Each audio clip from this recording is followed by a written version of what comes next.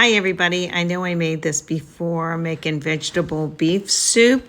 I've made it with ground meat, but today I'm going to use the inexpensive packet of just this chopped up steak. I chopped it even further. Some of the chunks, stewing beef they call it, they were pretty large. So I'm not going to do the whole thing in front of you, but I have just regular all-purpose flour.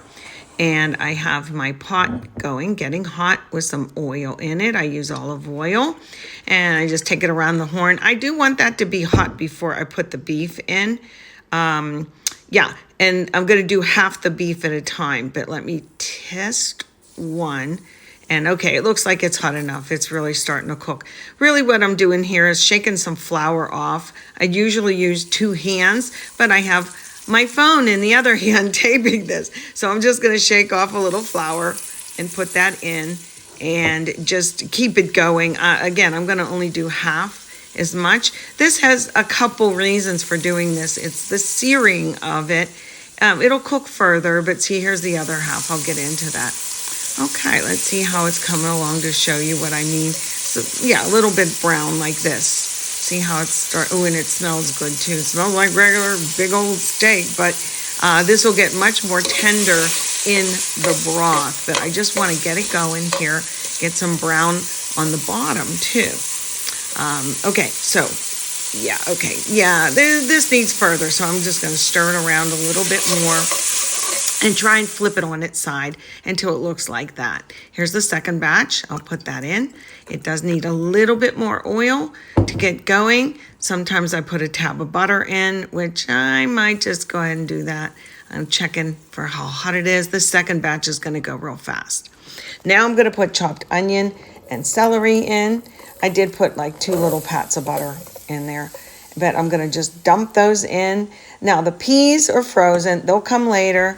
I also have a can of green beans. I usually like fresh or the frozen ones. I don't have them. I cut them up and I'm draining both cans of the corn and the green beans.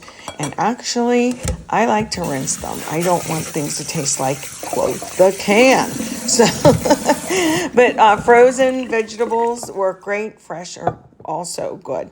Now, I do like a tomato base with this beef. And I'm going to cut some of those lovely little tomatoes up, but I'm going to use about half a can of the crushed tomatoes.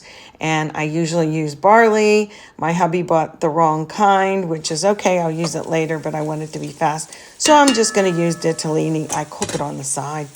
Got that mirepoix going. And now I had cut up a couple potatoes.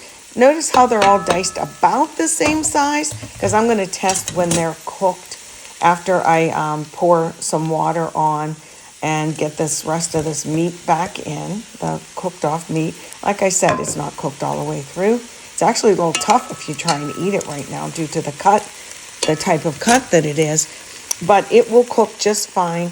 I'm going to get just regular water. Do you want to use your bouillon? I think sometimes with some things, because I do use bouillon, but all different kinds, or chicken stock or beef broth. But I think sometimes it gives it a less fresh homemade taste. So believe me, this is going to have enough flavor that I could just use regular cold water. And I'm going to bring that up to heat. And once it is, then I will add a tomato-based product. You don't want to do that too soon. I used about half the can. I'm going to put a couple fresh tomatoes in. I don't want to waste all my tomatoes. I need those for my sandwiches and salad.